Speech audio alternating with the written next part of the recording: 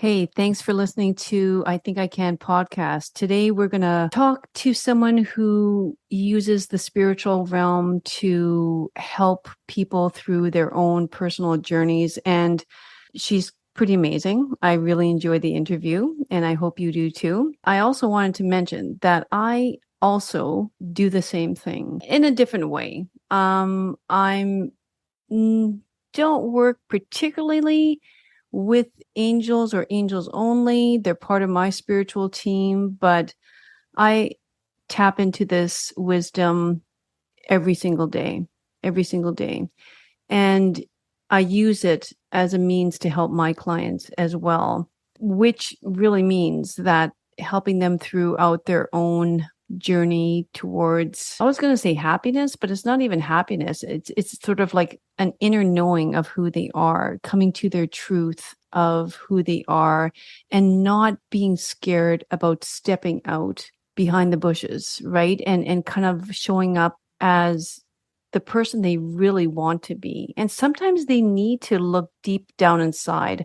I often get women coming to me saying, I don't even know who I am anymore, after years of being a caregiver or, showing up a certain way at their job and just being pulled in all different directions. If we don't do enough of this inner work on the way, throughout our lifetime, we lose ourselves. It's that simple. So it's sort of going through the dark night of the soul, but there's something so peaceful about that, because basically you have two choices in life. What it comes down to is you can either break down or break through. And I'm all about breaking through, baby. So step on the magic carpet ride with me and let's fly.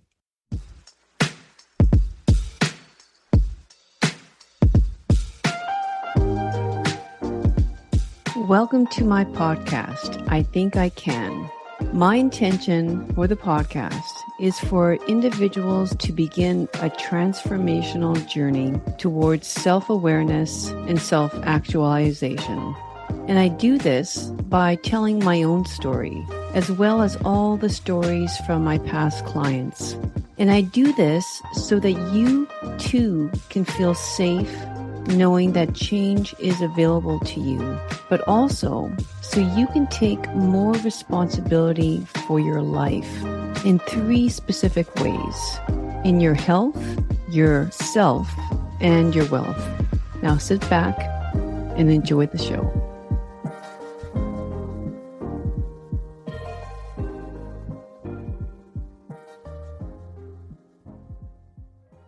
And just a special note about today's podcast episode is that these are my views and the views of my guest, and they are not meant to represent everyone's truth.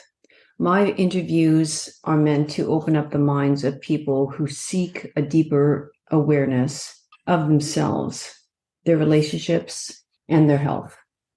And with that, thank you for listening. Hello, everyone. Welcome back to I Think I Can podcast. Today, I have with me Corin Grillo. Welcome, Corin. Thanks for having me, Luella.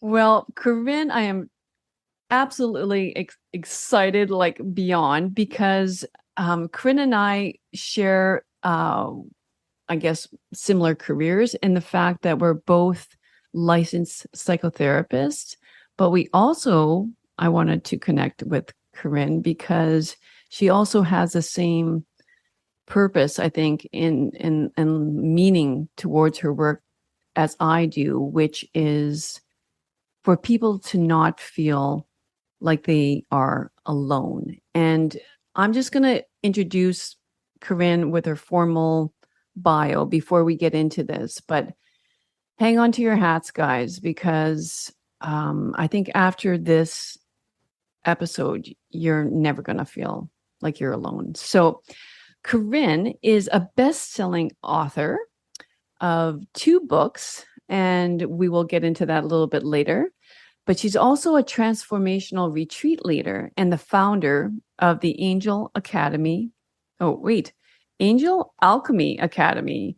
She's an intuitive healing person, and the Academy is an intuitive healing institute with students that span the globe. A mind-blowing miracle from the angels saved her life, which we will also get into, cured her of her lifelong depression, and awakened her spiritual gifts.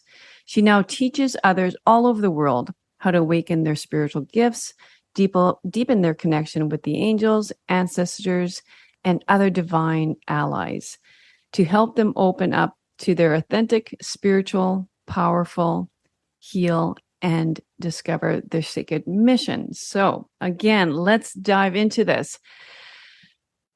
I'm just trying to think. Okay, so I think everybody's going to want to know first what miracle you experienced, Corinne, that made you really feel like angels are real. Okay, I'll try and nutshell this one. Okay, yeah. First, I just want to say we're talking about angels, but I'm not a religious person, and I did not come into the angel work because of a specific framework that I was kind of indoctrinated to believe. So it's a very spontaneous experience, and it happened at a time when I would say the first several decades of my life, it was really rough for me. I was,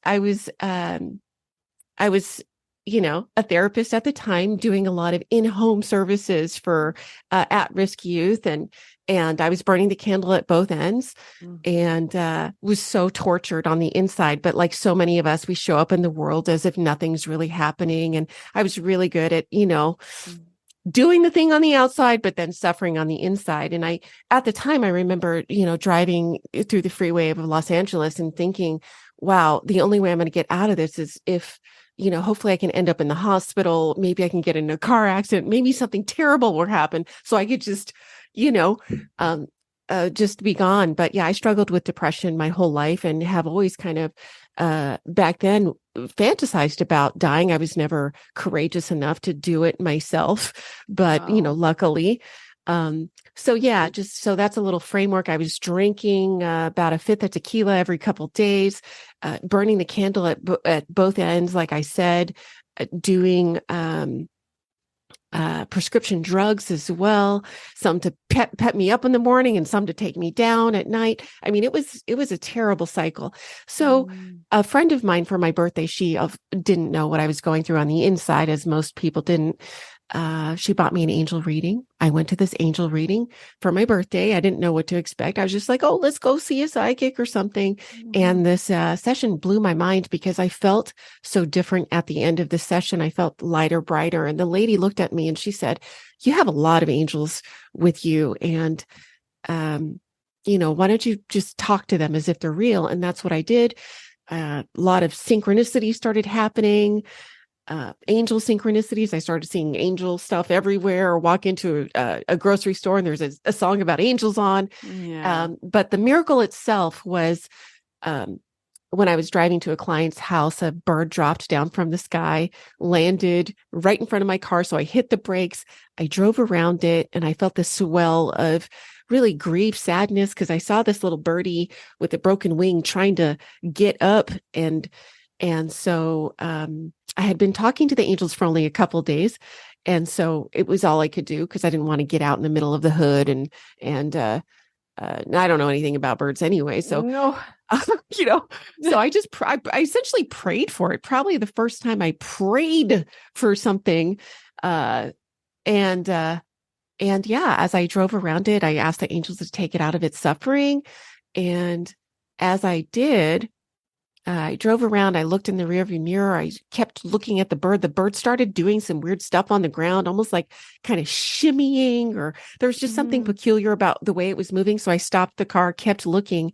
And as I watched this bird, a small bird jumped out from the body of the bird, flew away. Then a second tiny bird jumped up from the body of the bird, flew away. And then a third jumped up from the body of the bird and flew away. And when I saw the ground, the bird, it was gone. There was nothing there. So I then did get out of the car because I had to take a closer look. There was no bird left. And before my eyes, I saw a bird with a broken wing transform into three small, healthy birds and fly away. Wow. And it was the presence that I felt that was really an indicator that I wasn't just having a hallucination. It was like a heart explosion. There was electricity up and down my body.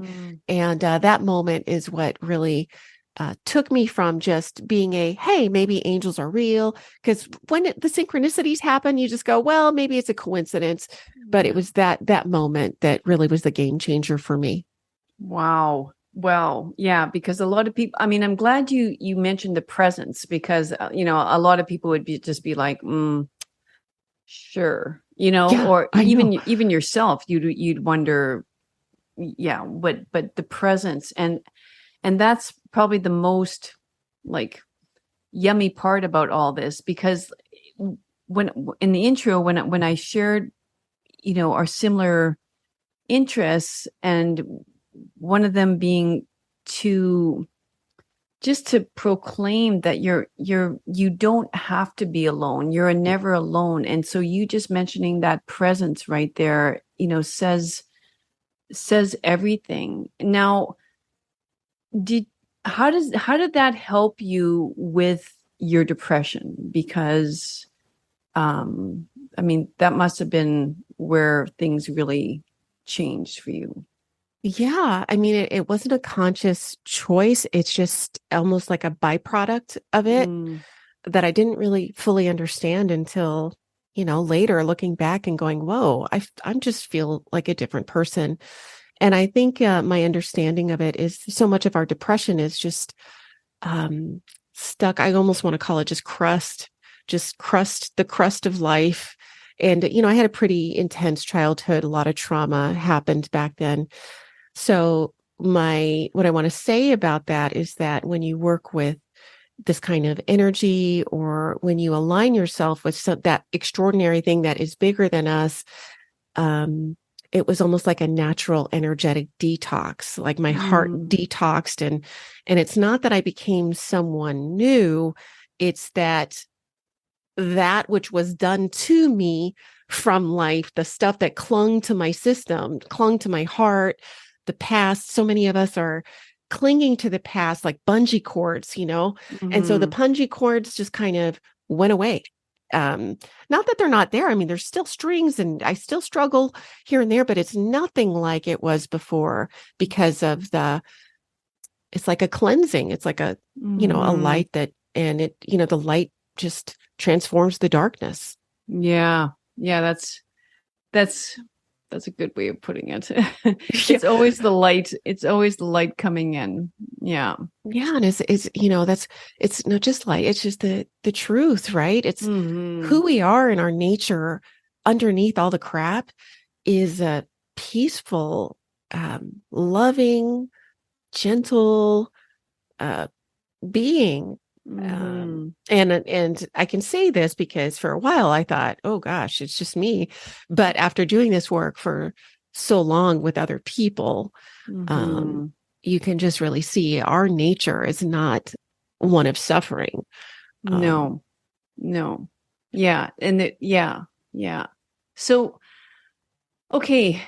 So one of the books that you have out is called Angel Wealth Magic. So how did the path with the angels and wealth become connected? And yeah. Well, almost as like a byproduct also, the more that I was able to listen to my guidance, my inner guidance, some people would call it the intuition, the more that I was able to hear it, experience it, and be led by that, the more I noticed a few things happened. One is that my life started feeling better. I started enjoying my life as well, but also because I was doing things more in alignment with me versus what people tell you should be doing, my income grew. Okay, but what does that look like though? When you talked about, being in alignment and doing more things like, you talked about like the truth, the light, but what is that like? like what was the embodiment of that? Like what did that look like real time in Corinne's life? Well, which part? Well, following your intuition, like a lot of people have difficulty, like what does that actually mean? And Mhm. being in alignment, like yeah. So maybe some examples of little things that maybe you did, or was it going more towards quiet space? Like where did you let go of all the busyness in life? Like because Mhm. how else do we hear those sounds, that like the knowledge or the wisdom within us? Yes. Well, I would say in the beginning, what it felt like was I was used to hearing a certain inner voice most of my Yeah. life, and that one was tyrannical and mean to me Mm-hmm. constantly, um, pushing in directions that that it was just struggle. And then there's this other voice that came in that I could hear a little softer than the tyrannical one, but it was more of the what if this is Mm-hmm. possible. Um, and also the voice of it was also not always beautiful positive. Mm-hmm. It was also showing me what was not working in my life that I was rejecting, that I was just pretending Exactly. like was working, but it wasn't. And so those little urges to move towards more joy and happiness, I consider the intuitive voice, because the intuitive voice is kind of always trying to get you out of trouble and Mm-hmm. also set you towards more freedom, joy, love, all of those things. Mm-hmm. Okay. Okay. Do you remember some of those things that you realized, um, like, that were like, I think what you're also saying is that you faced some fears too, like letting go of some things that Yeah. clearly were not serving you. And really that's like so many people's issues, right? Like they're holding on to that so tightly, because they're fearing letting go of that. Yes. For me, I remember having to look at the roles that I was playing both in my work and in my marriage. As a mother too, I remember the most terrorizing, I think, changes that I made in the beginning to align my life with more happiness was really taking a look at my marriage, because I wanted to really, like so many of us, when we get married, that's it. You want to be married and you Yeah. want it to work and you want to make it work and bend yourself Yeah. and contort yourself Yeah, to make it all exactly. work. And so I was right in the throes of that. And and it just kept coming around and around, the marriage thing, that I had to make some changes in there. And I really did not want to, and I did not trust, but it just kept coming back and back and back. Mm. And I just couldn't put it in the box. So I had to really rearrange things in my marriage and have honest conversations that I did not want to have, because I Mhm. had when these conversations came around, I had a 5-year old and I was also pregnant with my second child. So very awkward timing to start Mhm. having any conversations with your husband that might shake up the whole thing. Yeah. Yeah. Okay. Okay. So yeah. So it is often relationships is where it needs to begin. Like, whether that's old friendships that need to go, or old, well, addictions or habits, that have kept you so comfortable, right? That you've been just distracting yourself from. Yeah. That's Yeah. usually, yeah, cleaning all Yeah. that up. And I would say, like, when you're talking about comfortable, it's what we perceive as comfortable. Mm. And we don't even know the tightness and the rigidity with which we're putting ourselves in this little box Mm. just for, I wouldn't call it comfort, I would call it safety. Yeah. But then when you start extracting yourself from the old conditions and the old conditioning, you realize how stuck things actually were. Hmm. Yeah. Yeah. Yeah. Okay. So sorry, like I kind of got you off track there a little bit, but well maybe okay, so if we want to call that moving towards alignment, moving towards enlightenment. So how did your marriage change then? Yeah, well, the conversation, I've known my husband for years, since we were 15. And yeah, it changed.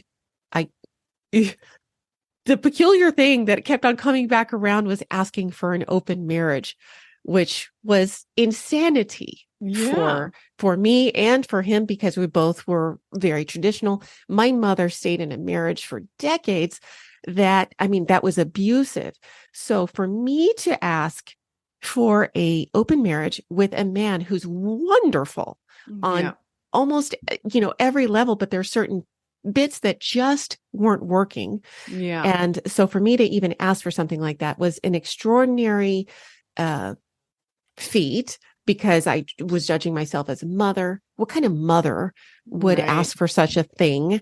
What kind of wife? So again, flying in the face of all the roles that I played. So yeah, that started a conversation. It was scary, very scary. And it took us, a while to kind of navigate through that. Mm-hmm. Oh, and so is it still that way? Like is that where you guys are feeling good? Yeah, I mean, that was about 10 years ago. Wow. And what we realized once we extracted ourselves from feeling like we had to own each other, because again, our relationship works on so many levels, but the romantic bond just wasn't there, no matter how hard we tried. Yeah. So, so yeah, I mean, it's working out. I still have a husband. It's just that now I also have a boyfriend of 8 years now as well. Wow. And how about himself? Is he the same way? Who? I mean, your husband. Like, I mean, does he have a girlfriend? Well, right now he's not currently dating. I mean, he has in the past, but he's Yeah. not as, I guess, relationship oriented as I am. And I Yeah. think that that is the original problem. Right. Right. Right. Okay. So that's interesting, but and he's okay with it. Well, we've been doing this for a really long time. We had to both of us had to mutually be okay because me asking for Of that also course. meant I had to confront my own jealousies and insecurities and those kinds Yes. of things. But what we decided was, what we see in the playground out there is it's all or nothing, so you either Yeah. get, what's more socially appropriate is just dividing a family entirely, having a divorce, even when 75% of the relationship or 60% or 70% is great. We're both Yeah. rational people. Um, Yeah.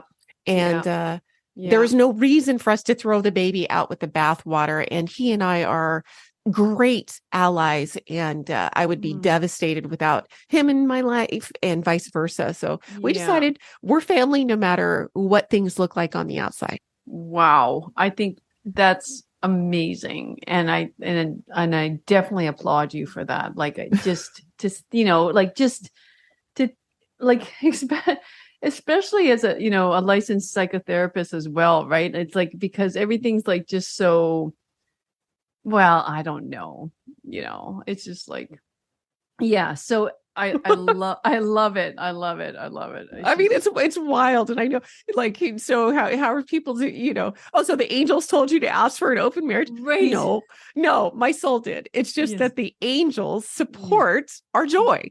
So, Yes. so what I did was I went into prayer and I just asked, the best outcomes for all parties involved, and it was a slow, methodical process. I tried not to over manage the future, but to stay in the present and just stick with the truth in a non-blaming way, full of apology.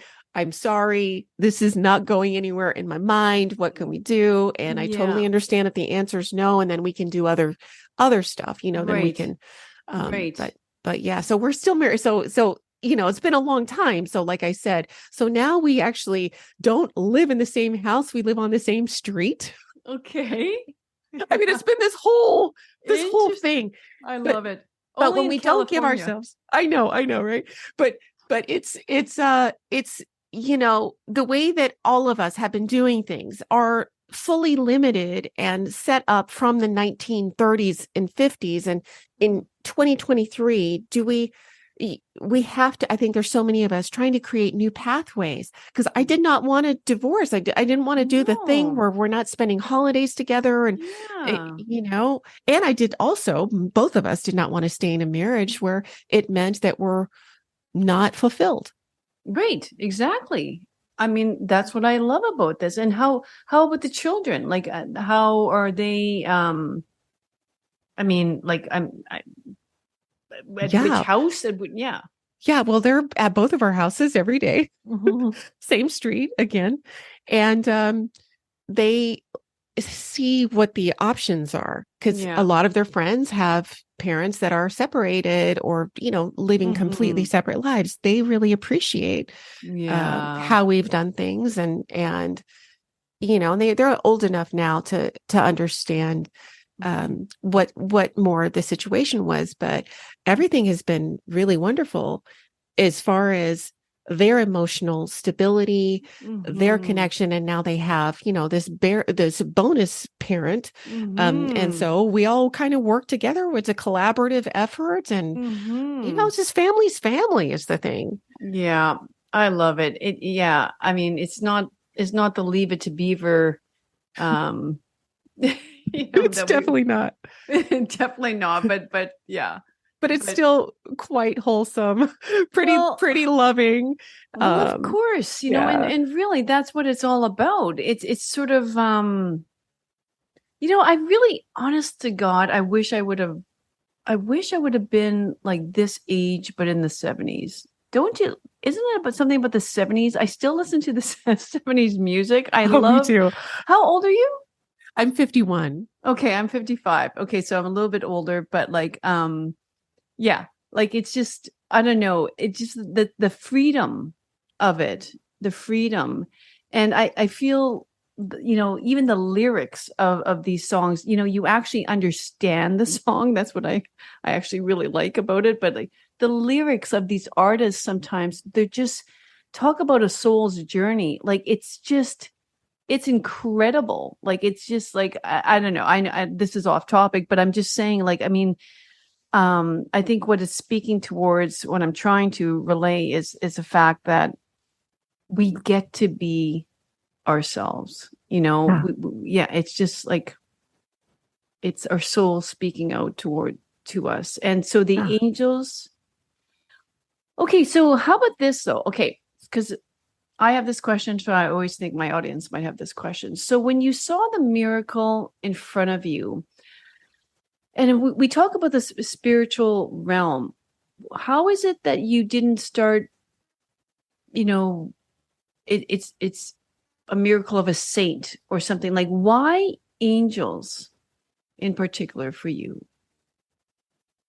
Um, well, that's a great question. I don't Yeah. know. It's Yeah. just that's what happened. And Mm-hmm. so now, I just own what happened. And I do believe that angels transcend all traditional religion as far as Mm-hmm. angels have been here for all people around the world. They may name them by different things, but there's even cave paintings of benevolent beings supporting humanity in agriculture and these kinds of things. Mm-hmm. And all of our ancestors were dialed in to the ancestral realms and the spiritual realm to help all of our people survive. All of us come from these frameworks before the religions happened.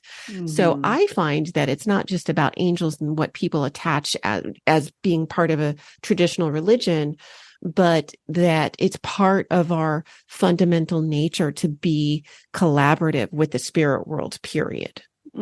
Yeah. Yeah. Exactly.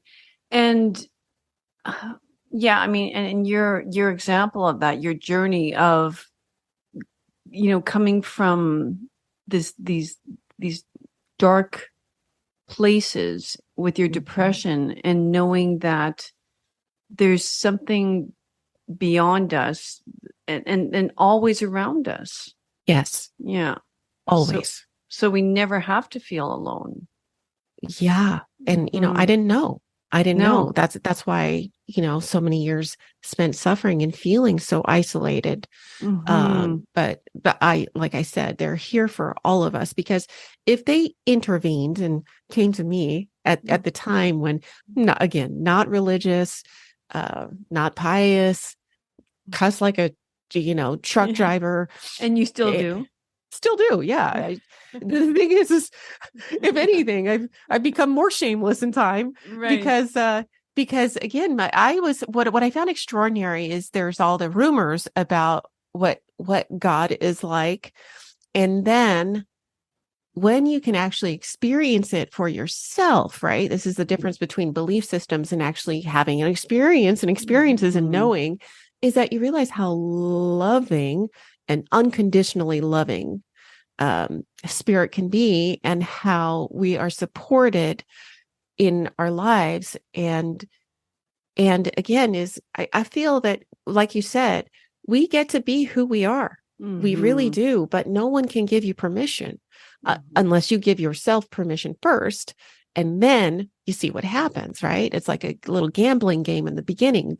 Am I allowed to change my career, to do something different? Will people receive me, or will I be persecuted if I start talking about angels in my career as a psychotherapist? I know. So all of those tricky territories that we fantasize, these horrific options.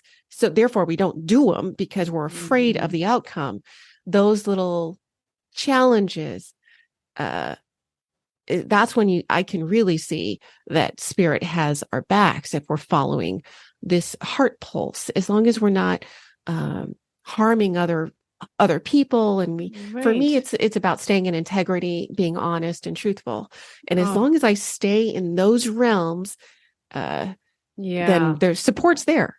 Yeah. Well, yeah, like and like your marriage and your relationship is a testimony to that. Like, you could not stay in that, like, discongruent state of, I want but I can't. I want but I can't. And you're so right. Like, so many people just exist in that state for their entire lives, when it's just not necessary, and it takes a conversation. It takes a difficult conversation. That's the other thing that I often I try to lead my clients through is sort of like having the courage to have the difficult conversation that you've been playing in your head over and over and catastrophizing it always. Yes. Like, it's always going to be a terrible ending.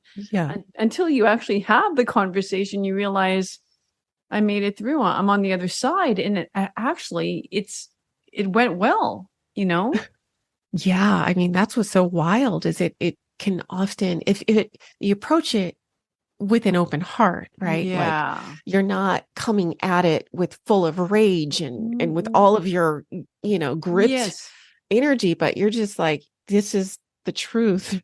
Sorry. Right. People can't argue with your truth. They can argue when you're arguing, but they can't argue if you're not arguing at all. It's just your truth. But yeah, it can be so transformative and full of it can build intimacy and connection. I just walked one of my clients through similar conversation, and he's a pastor. He really is up against some stuff, and he's been not wanting to have certain conversations with his partner, and he was shocked to see the outcome of that. He said it brought them actually closer together, and they had been farther and farther apart for years. So yeah, it's trusting and being willing to take the risk. And I think a lot of our depression and anxiety is this unconscious push from our soul to take action. Exactly. Somewhere in your life. Yeah. So, okay. So what if somebody's listening to us and they're just like, oh my God, this sounds so amazing. Well, I want angels in my life too. Like, I want to see a miracle in front of me. Like, why am I not seeing that? How would you answer them? Yeah. I mean, it's a matter of calling it in, just asking for it. And it's not a requirement that we believe in these things. It almost like when I ended my session with that woman, she said, you have a lot of angels around you. Why don't talk to them as if they're real? And I was like, okay, I'll give it a shot.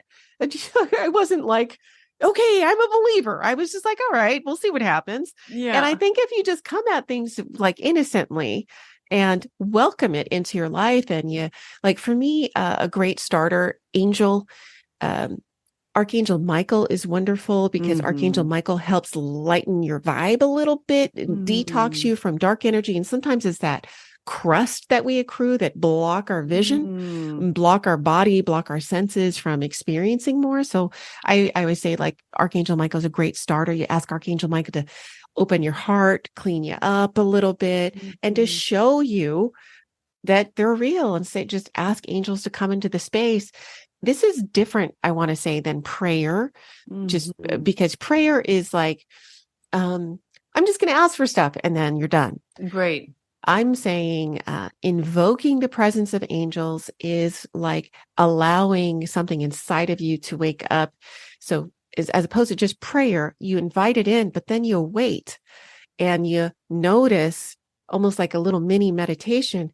You do some breathing and you just ask like, and you notice once you call it in, what changes in your body.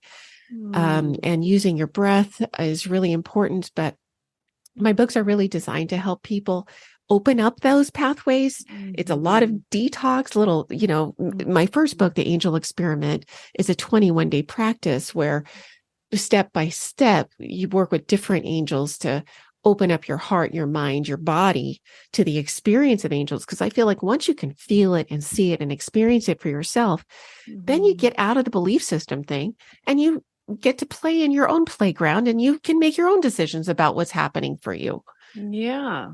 Yeah. No, now okay, so I did like as we discussed before I pressed record, I did do the 21-day angel experiment, and I was curious about how you I mean, like for myself, I know the guardian angels, I did grow up Roman Catholic. I mean, went to church like quite frequently. Um, and so I'm familiar with the mean angels, but like Uh-huh. when I started hearing, Metatron and Uriel and Sandalphon, like I was just like, I've never heard of the like. And so how did you study it? Like, I mean, how did you open up all that? Yeah, so it's a little bit of both. Once I started having angel experiences, then I was like, I need to learn some more about some angels. So I started, kind of dipping my toes in and learning more about the archangels, not just from um the New Testament, but also, what are some angels that were named in the past. Mhm. And this most recent book is also from traditional angels, the 72 angels that are really not known about. I don't even Mhm. know their names by heart myself Mhm. still. But Mhm. again, I'm kind of like, part scholar, part Mhm. therapist, part Mhm. spiritual mystic Mhm. or whatever. But I do Mhm. love learning and trying Mhm. for myself. I don't just take things as, oh, I read it, therefore it's true. I like Right. to experience things myself first. Yeah. Yeah, exactly. Okay. So, I don't know. How about any sort of mm, like client experiences that you gave the one with the pastor, which is wonderful. Like, I mean, we could talk about that, how you like did you bring him more towards angel? Like how or yeah, maybe a little bit about your experiences. Yeah.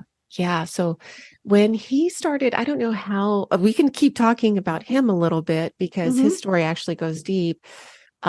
He was in secret listening into some of my work, taking some of my classes because, um, there's a lot of shame and a lot of Yeah. demonization of any kind of mystical experience, though he's secretly a mystic. He didn't know it at the Mm, time.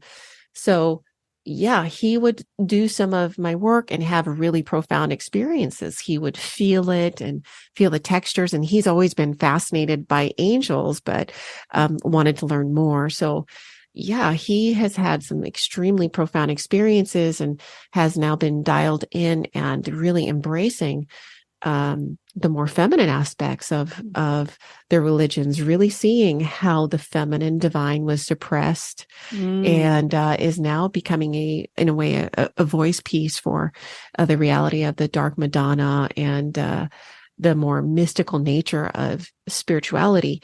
But one of the things that I'll say about when he did my process of the Wealth Magic book, Mm-hmm. he told me that within 6 months, he and his wife had multiplied their income. And when he took the class, he didn't even want to take it. But he knows that that the work that I do super works for him. And he's still learning about angels. So he takes this thing. He doesn't think much of it, but he's like, okay, whatever Corinne's doing, I'm just going to give it a shot. Yeah. And so they got their first donations for millions of dollars. And his wife also started making a lot more money in her career. And so for him, everything that he learned, he realized, oh gosh, there's so much more. I mean, he went to seminary school, all this stuff, but it's just, he knows that it was just a really specific lens. And he experiences so much love and beauty through the work, so much support.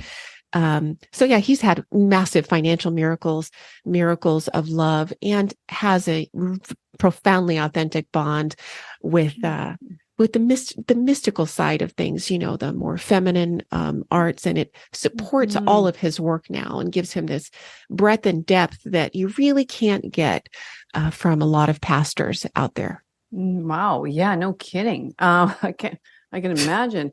Yeah. Okay, so maybe we should, you just remind me of the whole wealth, what you're saying is, I mean, this is not we're not praying for more money in our lives. What happens is instead this mystical, magical journey with, having more conversations with the divine, or whatever form that might be with you, and going inward more and more, and finding the truth of ourselves more and more. And the result of that is often an increase of your own wealth.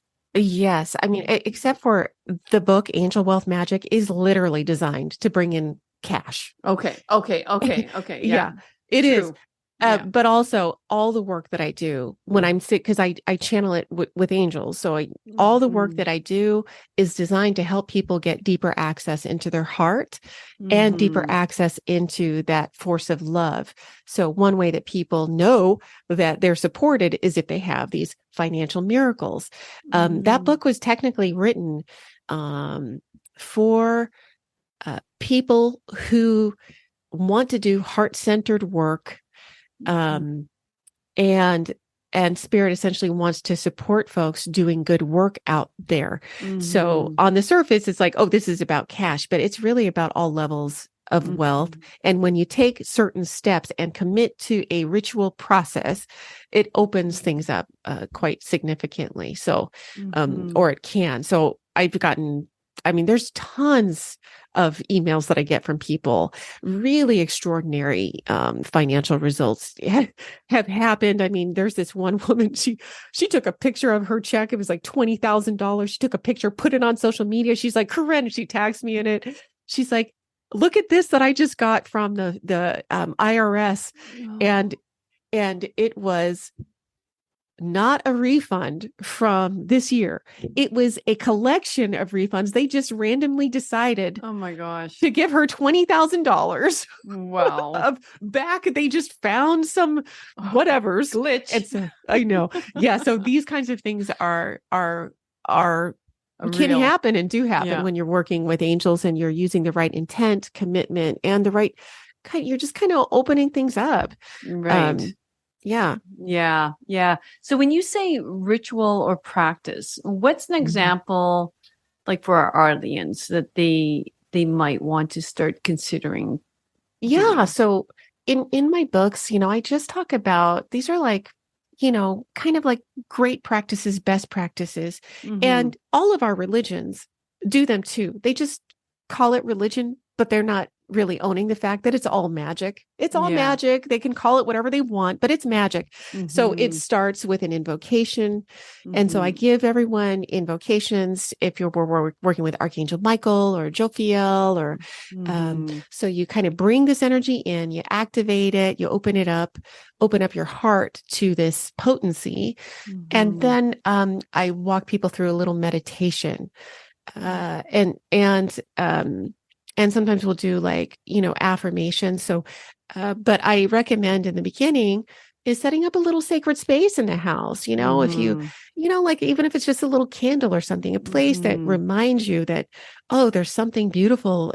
And so sacred Mm-hmm. spaces in the house are, to me, I see them like little doorways, little portals that you Mm-hmm. can go, hey, the door's open and now I'm doing this thing. So you light a candle and people Mm-hmm. receive such peace just from Mm-hmm. doing that practice. and Mm-hmm. and I know that there's certain philosophies, certain religions that really take issue with just about everything that I'm Mm-hmm. talking about today. But Mm-hmm. again, it's I I people have to make their own decisions. Yeah, and I think it's changing. Like I think there's a lot more liberalism, Yeah. yeah, accepted now.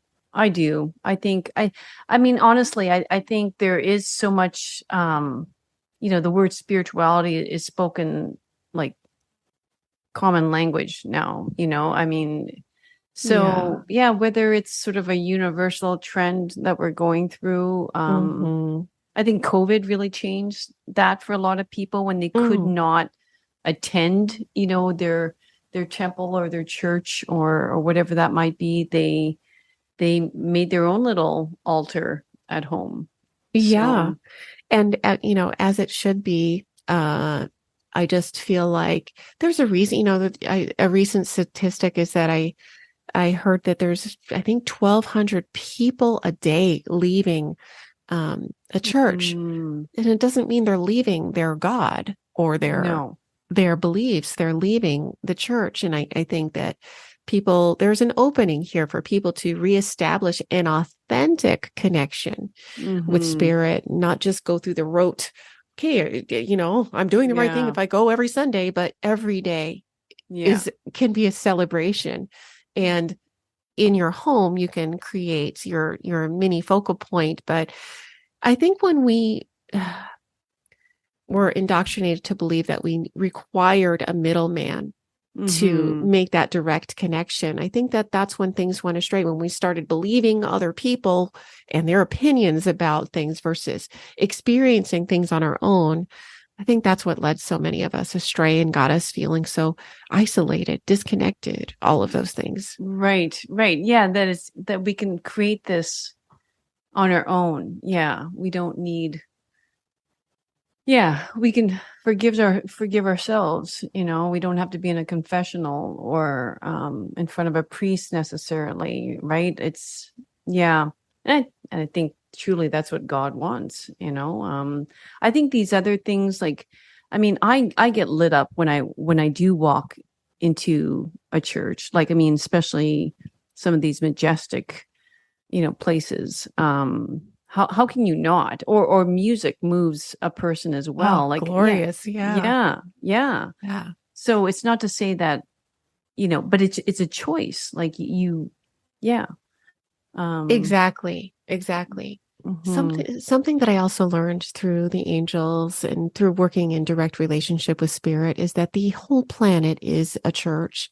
And mm, that I think when we only associate church with a building, as mhm, opposed to you walk outside and you're walking into a sacred dynamic of mhm, communication and communion between you and the whatever you want to call it, Holy mhm, Spirit, you and but again, whatever you want to call it, but it channels through all beautiful things, all of nature. And when we learn how to reopen our minds to um, the beauty, the bounty, and the abundance of opportunities for us to have mhm. these connections, make these authentic connections, the more that our hearts swell.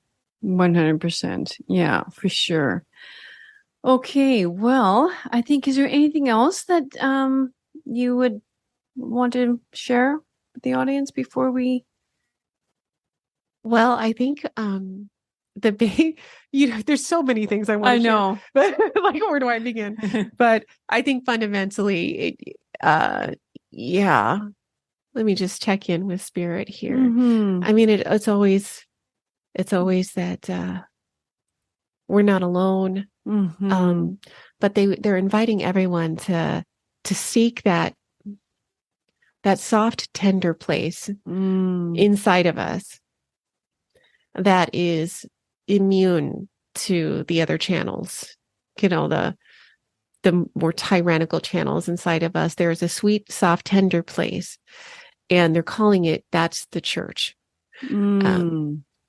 Women, that's the church inside. So it's not just the world, but they're saying there's a sanctum inside of the heart here that spirit wants to help usher you into. And I guess we're going to stick with Archangel Michael, who can help us carve. They're showing me almost like a mountain that's covered with rocks and stuff. And it's almost like Archangel Michael is helping us chip away at the mountain to find the doorway, to find, I'm seeing stained glass actually on the side of the mountain, to find the church on the inside. And it's there. They're reminding us and that a lot of this old stuff, this rubble, leaves through our breath. So they're saying if anybody wants to take on the practice of calling in angels, to remember to breathe and to breathe out the crust and to breathe in the good stuff. Nice. Yeah. Yeah. The power of breath. I think I'm glad you brought that up, because it is, breath work is a real thing. It really is. Mm-hmm. What do you find, and I'll just ask what do you find most helpful about the breath? Well, that is how energy moves. Mm-hmm. And a lot of us aren't breathing because of the anxiety and things. So they just want to take us into, I guess, deeper belly breaths, but to breathe. What is it? Spirit is breath, right? The word spirit does mean breath. So like, what is it? Respiration? See how it's like spirit is in there. So to focus on breath is really to focus on spirit. That's what they were saying. Right. Now. Yeah. And, as you speak to, because I've been trained, a lot with science as well. And so when I think about it like that too, it's sort of like, what is breath? Yeah. Breath is giving oxygen to all of our tissues. Breath is giving us life. So it's, that's where spirituality, like that's where science and psychology and spirituality all connect. It's all of it. It just makes so much sense. Yeah, it does on so many levels, and all of those things, science and spirituality and psychology, those are a beautiful marriage. They are not diametrically opposed whatsoever. No, exactly. Yeah. It's when we try to separate it that things get like difficult. Funky. Yeah, exactly. So funky. Yeah. Okay, everyone. Well, I welcome you. We'll have all Corinne's stuff linked in the show notes, and check out her book to draw in the wealth that you may not even realize is waiting for you out there. So, but yeah, just to get more in touch with the angels, and you will not regret it. So, thank you so much, Corinne. Oh, thank you so much. Yeah, thanks so much. And hopefully folks will get their party on with the angels. Oh, I wanted to mention, in case you don't have this, I have like a good, if you're curious about your guardian angel, there's a website that I created called meetyourguardianangel.com. And there's a meditation there that you could get. And also, I have a 7-day miracle challenge You can find that on my website, and that is at CorinGrillo.com as well. So for people who just kind of want to start, or you can, check out the books. Yeah, no, that's great. Yeah, a lot of little ways to play in the world. Yeah, 100%. Have fun. Yeah. Okay, well, for everyone else, have a great week, and we'll see you next week. Bye. Thanks once again for joining me on another great episode of I Think I Can podcast. If you liked it, please subscribe below so you don't miss out on any future episodes. And until next week, treat each day like it was your last, because each new day is a privilege that we shan't take for granted. Cheers and have a great week. Bye-bye.